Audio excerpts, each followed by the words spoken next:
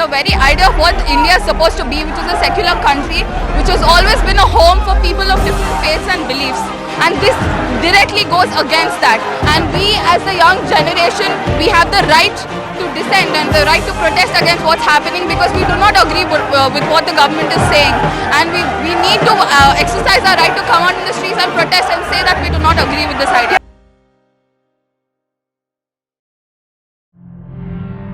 India, a land inhabiting the largest chunk of human population on earth, a land with the history and present of socio-religious diversity, and a land offering wide range of areas to the human appreciation and liking, has another face too, that unveils from time to time, overshadows the positive image that the country constructs and wants to export overseas, and brightens up its true face, which is a satire to the superficial hollow rhetoric of what they call as secular India.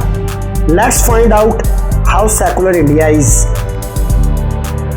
India claims to be the largest democracy on the face of the earth, and the claim seems quite relevant too. Legislative structures do exist in the country.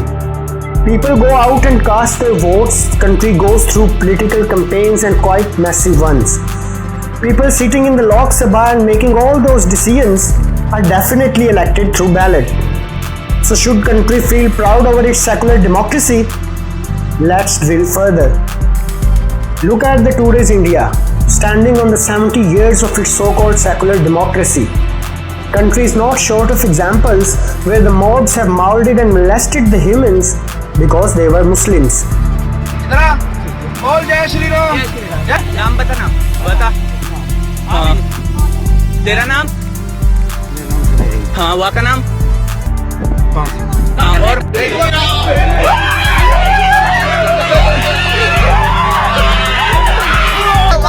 बोल जय श्री राम जय श्री जोर से बोल जय श्री राम जय श्री राम जय श्री राम जय श्री राम जय श्री राम बोल जय Shri Ram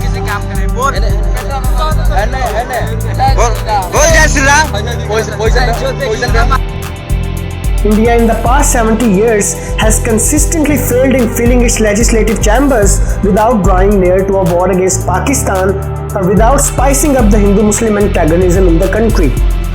The politicians are warmongers who demonize all other religions, and the scheme works perfectly for them. मुसलमान तो देश के अंदर रहना नहीं चाहिए।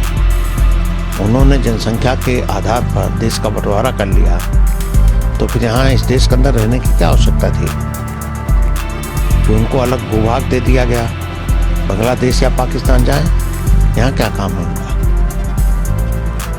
Election is always a death here. You won't have found difficult to agree with it if you had been a Kashmiri national. And quite recently, India has been declared dangerous for minorities by the US International Religious Freedom Commission. Why and how such a scheme works in secular India?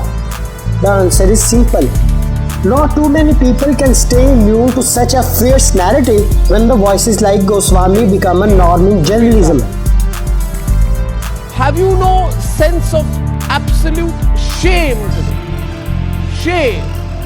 You have a constitution which under Article 1992(2) has the Prime Minister's oath of office. Now imagine.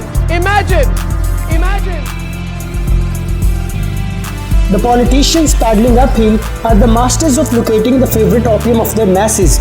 And unfortunately, the secular India finds its comfort in the religion and nationalism. And that is where the country is exploited. So the conclusion drawn right now would be much more succinct. That if you are an Indian and want to stay safe, be the part of majority.